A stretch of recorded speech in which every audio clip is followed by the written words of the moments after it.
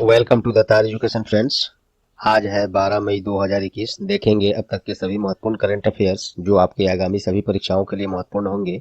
साथ में देखेंगे एक्स्ट्रा फैक्ट्स जो आपको औरों से आगे रखेगा। इस क्लास का पीडीएफ आप तार एजुकेशन के वेबसाइट पर से डाउनलोड कर सकते हैं, जिसका लिंक डिस्क्रिप्शन बॉक्स में दिया गया है। साथ ही आप टेलीग्राम चैनल से ज्वाइन हो लें, जहां आपको सभी लिंक्स एक साथ मिलते रहेंगे। उसका भी लिंक्स डिस्क्रिप्शन बॉक्स में दिया गया है। क्वेश्चंस हिंदी इंग्लिश दोनों में है और आपसे आग्रह है कि वीडियो पूरा देखें, तभी आपको इस क्लास का महत्व पता चलेगा। और वीडियो अच्छा लगे तो प्लीज़ वीडियो को लाइक शेयर कमेंट करना ना भूलें। और चैनल को अब तक आपने सब्सक्राइब नहीं किया है तो प्लीज़ अभी सब्सक्राइब बटन दबा दें। तो चलिए शुरू करते हैं आज का क्लास। और एक आवश्यक सूचना दोस्तों, कल भी और आज भी और हो सकता है एक दिन और क्लास में थोड़ा एक्स्ट्रा फैक्ट मैंने कम कर दिया है। और क्योंकि अपने रिलेशन में ही बगल में ही घर में शादी विवाह का होता है, इसके कारण समय की कमी के कारण एक्स्ट्रा फैक्ट बहुत कम लेके मैं क्लास में डिस्कस कर रहा हूँ और वन लाइनर में ही क्लास को मैं डिस्कस कर रहा हूँ। तो बस एक दिन और हो सकता है, इस तरह से चलेगा। उसके बाद हम लोग पुनः पहले की तरह मोर एक्स्ट्रा फैक्ट के साथ क्लास को जारी रखेंगे। तो इसके लिए मैं माफ़ी चाहता हूँ।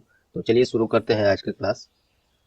पहला प्रश्न है, recently on which day national technology day was observed. हाल ही में किस दिन राष्ट्रीय प्रौद्योगिकी दिवस मनाया गया? तो इसका सही जवाब है 11 मई। इसका इस वर्ष का थीम क्या है 2021 में? Science and technology for a sustainable future. और यह 11 मई 1998 में पोखरण परमाणु परीक्षण के वर्षगांठ पर प्रत्येक वर्ष 11 मई को राष्ट्रीय प्रौद्योगिकी दिवस के रूप में मनाया जाता है। इस परीक्षण को ऑपरेशन शक्ति का नाम दिया गया था और इसी उपलक्ष्य में और वैज्ञानिकों और इंजीनियर्स की महत्व को दर्शाने के लिए भी ये दिवस मनाया जाता है 11 मई को, राष्ट्रीय प्रौद्योगिकी दिवस। चलिए और कुछ तो नहीं, कम से कम इस माह का अब तक का मई महीने का सभी महत्वपूर्ण डेज देख लेते हैं हम लोग। 1 मई को क्या मनाया गया था? अंतर्राष्ट्रीय श्रमिक दिवस मनाया गया था 1 मई को, और ये अंतर्राष्ट्रीय श्रम संगठन ILO के द्वारा प्रत्येक वर्ष मनाया जाता है। और 3 मई को क्या मनाया गया था? विश्व प्रेस स्वतंत्रता दिवस मनाया गया था 3 मई को, और थीम इसका 2021 के लिए क्या था? Information as a public good.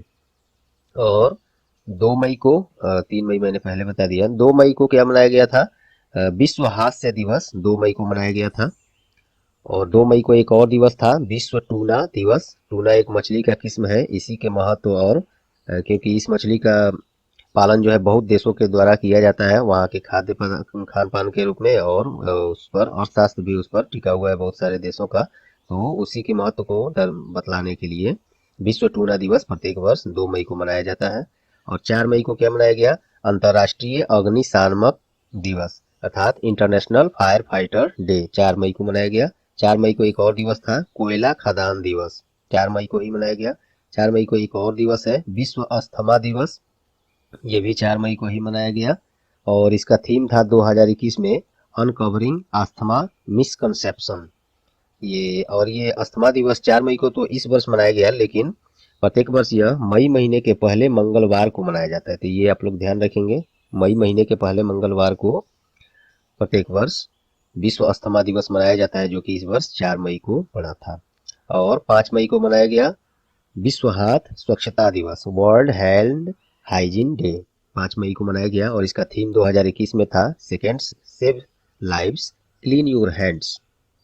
और 5 मई को एक और दिवस था, international day of the midwives. Midwives होते हैं दाई लोग, जो माताओं के जब बच्चे होते हैं तो उस समय उनके देखरेख के लिए दाई को बुलाया जाता है। उन्हीं की महत्व को, उन्हीं के योगदान को दर्शाने के लिए इस दिवस को मनाया जाता है, international day of the midwives. और इसका थीम था 2021 में follow the data invest in midwives. और यह दिवस वही मैंने बता ही दिया कि माताओं और नवजात शिशुओं को दी जाने वाली आवश्यक देखभाल के लिए ये दिवस मनाया जाता है, दाई के महत्व को दर्शाने के लिए। चलिए 6 मई को मनाया गया था इंटरनेशनल नो डाइट डे। यह दिवस स्वस्थ जीवन शैली को बढ़ावा देने और डाइटिंग से होने वाले नुकसान के बारे में जागरूकता फैलाने के लिए इंटरनेशनल नो डाइट डे मनाया गया 6 मई को। और 7 मई को क्या मनाया गया? सीमा सड़क संगठन का स्थापना दिवस, जो कि इस बार 2021 में 61वां स्थापना दिवस था। BRO का, बॉर्डर रोड ऑर्गेनाइजेशन, 7 मई को।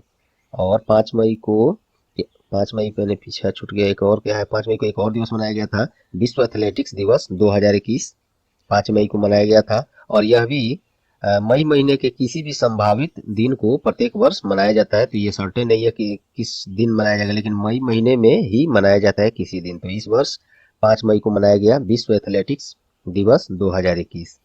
और इसका उद्देश्य क्या है? तो सार्वजनिक खेल के बारे में सार्वजनिक जागरूकता बढ़ाना, युवाओं के बीच खेल के महत्व को फैलाना। और 8 मई को क्या मनाया गया?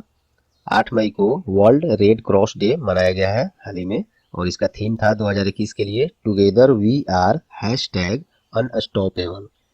और इस दिवस को रेड क्रिसेंट डे के रूप में भी मनाया जाता है। और ये हेनरी डुनांट के जन्मदिन के अवसर पर मनाया जाता है, जो international committee of the red cross ICRC के संस्थापक थे।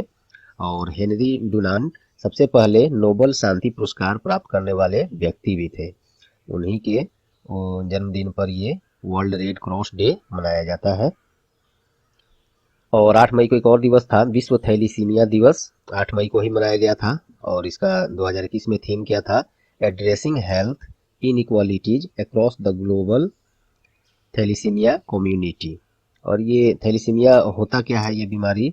तो थैलीसीमिया एक तरह का रक्त विकार जैसी बीमारी है, तथा एक जेनेटिक बीमारी भी है जो परिवार के किसी सदस्य में होता है, और जिससे आगे आने वाले पीढ़ियों में भी यह बीमारी पाई जाती है। तो इसी के बारे में अवेयरनेस फैलाने के लिए प्रत्येक वर्ष 8 मई को विश्व थैलीसीमिया दिवस मनाया जाता है।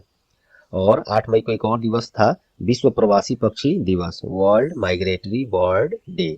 ये 8 मई को मनाया गया। इसका थीम था 2021 के लिए सिंग फ्लाई सोर लाइक अ बर्ड। यह दिवस प्रवासी पक्षियों के संरक्षण और उनके बारे में जागरूकता फैलाने के लिए प्रत्येक वर्ष संयुक्त राष्ट्र के द्वारा मनाया जाता है। और 9 मई को मदर्स डे मनाया गया। हालांकि यह भी दिवस प्रत्येक वर्ष मई महीने के दूसरे रविवार को मनाया जाता है, तो जो कि इस बार 9 मई को पड़ा है। तो ये रहे मई महीने के सभी महत्वपूर्ण डेज जो हम लोगों ने चर्चा कर लिया, क्योंकि बाकी प्रश्न में हमने वन लाइनर फॉर्म में रखा है। समय की कमी के कारण घर में कुछ शुभ कार्य हो रहे हैं, उसी में व्यस्तता के कारण एक दिन और ऐसा क्लास चलेगा। बाकी दिन हम लोग फिर पुनः पहले की तरह MCQ फॉर्म में और ज़्यादा से ज़्यादा एक्स्ट्रा फैक्ट्स डिस्कस करके करेंगे। चलिए दूसरा क्वेश्चन देखते हैं। हाल ही में किस दिन इस पुरुष क्रिकेट खिलाड़ी को अप्रैल महीने के लिए ICC men's players of the month खिताब दिया गया है? तो अप्रैल महीने के लिए ICC men's player of the month किसे चुना गया है? तो बाबर आजम को। बाबर आजम कहाँ के हैं? पाकिस्तान के क्रिकेट खिलाड़ी हैं। ये पुरस्कार ICC द्वारा अनाउंस किया जाता है। तो ICC के बारे में देख लेते हैं। ICC का फुल फॉर्म क्या होता है? International cricket council. इसका मुख्यालय कहाँ है? Headquarter Dubai, UAE। और इसका स्थापना 15 जून 1909। चेयरमैन कौन है? Greg Barclay. CEO Manu Sahni, जो कि एक भारतीय है। चलिए तीसरा क्वेश्चन है, हाल ही में किस महिला क्रिकेट खिलाड़ी को अप्रैल महीने के लिए ICC women's player of the month खिताब दिया गया है? वो पुरुष का था अभी जस्ट ऊपर, और ये महिला वाला है। तो ICC women's player of the month किसे चुना गया है? एलिसा हिली ने। ये कहाँ की है? तो ऑस्ट्रेलिया की क्रिकेट खिलाड़ी है। चलिए नेक्स्ट, प्राइवेट अंतरिक्ष एजेंसी स्पेस एक्स ने किस नाम से पहला वाणिज्यिक चंद्र पेलोड लॉन्च करने का घोषणा किया है? तो डोज 1 मिशन टू मून, इस नाम से पहला वाणिज्यिक चंद्र payload mission to moon launch किया है। और ये इसे फाल्कन 9 रॉकेट के द्वारा 2022 में भेजने का समय सीमा रखा गया है। और स्पेस एक्स आप लोगों को मालूम होगा, ये एक प्राइवेट अंतरिक्ष एजेंसी है। जैसे भारत में सरकारी इसरो है, अमेरिका में नासा है, लेकिन ये भी एक अंतरिक्ष एजेंसी है, लेकिन ये प्राइवेट है। और एलन मस्क की है, जो कि एक अमेरिकी है। उन्हीं का ये अंतरिक्ष एजेंसी है, अमेरिका में ही स्थित है। इसकी स्थापना 6 मई 2002 को हुई थी। हेडक्वार्टर इसका हाउथॉर्न कैलिफोर्निया, यूनाइटेड स्टेट में है। और इसके फाउंडर और CEO वही जो इसके मालिक हैं, इलोन मस्क। नेक्स्ट, हाल ही में किस भारतीय मूल के इम्यूनोलॉजिस्ट को राष्ट्रीय विज्ञान अकादमी के लिए चुना गया है? तो सही जवाब है शंकर घोष को। राष्ट्रीय विज्ञान अकादमी अमेरिका का एक गैर लाभकारी संस्थान, नॉन गवर्नमेंटल ऑर्गेनाइजेशन जिसे एनजीओ कहते हैं, वही है यह एक संस्था है राष्ट्रीय विज्ञान अकादमी, जिसे 1863 में राष्ट्रपति अब्राहम लिंकन के द्वारा स्थापित किया गया था। चलिए नेक्स्ट देखते हैं। हाल ही में कौन शेख जायद बुक पुरस्कार जीतने वाली पहली भारतीय महिला बन गई है? तो उनका नाम है डॉक्टर डॉक्टर ताहिरा कुतुबुद्दीन। यह पुरस्कार अरब वर्ल्ड नोबेल पुरस्कार के रूप में भी जाना जाता है। यदि पूछ दे कि अरब वर्ल्ड नोबेल पुरस्कार 2021 में किसे दिया गया है, तो भी जवाब यही होगा, डॉक्टर ताहिरा कुतुबुद्दीन। या शेख जायद बुक पुरस्कार पूछे तो भी यही होगा।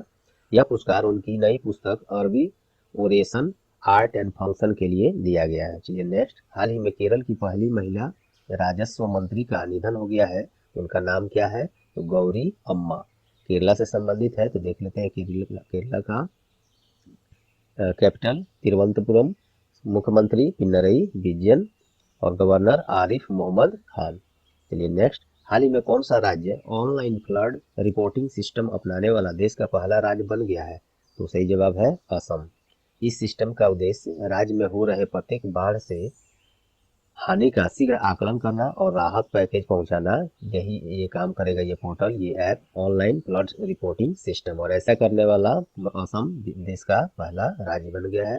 तो देख लेते हैं असम के बारे में। राजधानी दिसपुर, मुख्यमंत्री अभी नए बने हैं, अभी हाल ही में शपथ लिए हैं, हिमंता बिस्वा शर्मा। इसके पहले सर्बानंद सोनोवाल थे, अब है हिमंता बिस्वा शर्मा।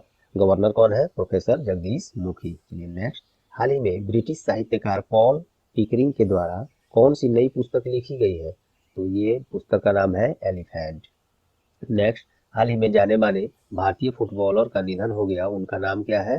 तो फॉर्च्यूनाटो फ्रैंको। ये 1962 में जो एशियन गेम हुआ था उसमें भारत गोल्ड मेडल जीता था, उसमें इनका अहम योगदान रहा था। फॉर्च्यूनाटो फ्रैंको फुटबॉलर थे ये भारतीय, इनका निधन हो गया। चलिए नेक्स्ट।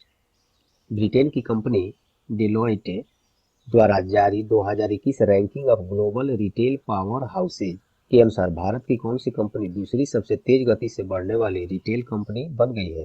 तो रिलायंस रिटेल लिमिटेड बन गई है भारत का, मुकेश अंबानी का। और तेज गति से बढ़ने वाली कंपनी की सूची में पहले स्थान पर कौन है? तो साउथ कोरिया का एक कुपांग कंपनी है, वो सबसे तेज गति से बढ़ने वाली कंपनी है। और दूसरी सबसे तेज गति से बढ़ने वाली रिलायंस रिटेल लिमिटेड। नेक्स्ट। हाल ही में एचडीएफसी बैंक और कॉमन सर्विस सेंटर, जिसे सीएससी के नाम से भी जानते हैं, के संयुक्त प्रयास से किस नाम से चैट बोट लॉन्च किया गया है? चैट बोट होता है जिसमें आपको कोई समस्या है, कोई सुझाव है लेना है, तो आप उसमें चैटिंग करेंगे और ऑटोमेटिक आपके प्रश्न के हिसाब से जवाब मिलते रहता है, वही चैट बोट होता है। तो एचडीएफसी बैंक और सीएससी मिलकर चैट बोट लॉन्च किया है, उसका नाम है ईवा। इस चैटबॉट से कॉमन सर्विस सेंटर चलाने वाले विलेज लेवल इंटरप्रेन्योर्स, ये इंटरप्रेन्योर्स होगा, यहाँ पे फेयर्स हो गया है, को सहायता किया जाएगा। तो एचडीएफसी मिलकर किया है, तो उसके बारे में देखते हैं। Headquarter Mumbai, MD and CEO Shashidhar Jagdishan. Tagline इसका क्या है? Motto we understand your world. जैसे एसबीआई का है ओनली बैंक्स नथिंग एल्स, ऐसे करके सब बैंक का अपना टैगलाइन होता है। तो चलिए नेक्स्ट देखते हैं। भारत और इंडोनेशिया ने नौसेना द्वारा अरब सागर में कौन सा अभ्यास का आयोजन किया? तो पासेक्स एक्सरसाइज है, भारत और इंडोनेशिया ने अरब सागर में ये नौसेना युद्ध अभ्यास किया, इसका नाम है पासेक्स। इंडोनेशिया के साथ हुआ है, तो देख लेते हैं उसके बारे में। कैपिटल है उसका जकार्ता, करेंसी क्या है? इंडोनेशियन रुपया, और प्रेसिडेंट कौन है? Joko Widodo. चलिए नेक्स्ट देखते हैं। हाल ही में किसने नासा के नए प्रशासक के रूप में शपथ लिया है? तो बिल नेल्सन। हालांकि ये बहुत पहले घोषणा हो चुका था इनकी नियुक्ति का, लेकिन अभी एक्चुअली में अभी शपथ लिए हैं नासा का प्रशासक के रूप में, एडमिनिस्ट्रेटर के रूप में बिल नेल्सन। नासा का हुआ है तो देख लेते हैं नासा के बारे में। नासा का फुल फॉर्म क्या होता है? National aeronautics and space administration. इसकी स्थापना 1 अक्टूबर 1948। हेडक्वार्टर वाशिंगटन डीसी यूएसए, और अभी एडमिनिस्ट्रेटर वही बन गए बिल नेल्सन। चलिए नेक्स्ट। हाल ही में किस दिन महाराणा प्रताप का 481वां जयंती मनाया गया? तो 9 मई को महाराणा प्रताप का 481वां जयंती बनाया गया। दोस्तों मैं फिर से माफ़ी चाहता हूँ, आज का क्लास और हो सकता है एक दिन का और का क्लास मैं वन लाइनर में लेकर चल रहा हूँ और बहुत कम एक्स्ट्रा फैक्ट आप लोग को डिस्कस कर रहा हूँ, तो उसके लिए माफ़ी चाहता हूँ। एक दिन और हो सकता है ऐसे होगा, उसके बाद पुनः हम लोग अपने पहले जैसे क्लास पर कंटिन्यू हो जाएंगे और भी पहले से बेहतर ही शुरू करेंगे। जैसे इसमें है महाराणा प्रताप के बारे में कुछ हम एक्स्ट्रा फैक्ट बता देते हैं, ऑप्शन जो 4 रहा था उसके बारे में और एक्स्ट्रा बताते हैं, तो उस तरह से हम लोग एक दिन और वन लाइनर चलेगा, उसके बाद पुनः हम लोग पहले वाले क्लास की तरह शुरू कर देंगे, उससे बेहतर ही शुरू करेंगे। चलिए नेक्स्ट देखते हैं। सरकार ने Bharat petroleum corporation limited BPCL के नए चेयरमैन और मैनेजिंग डायरेक्टर के रूप में किसे चयन किया है?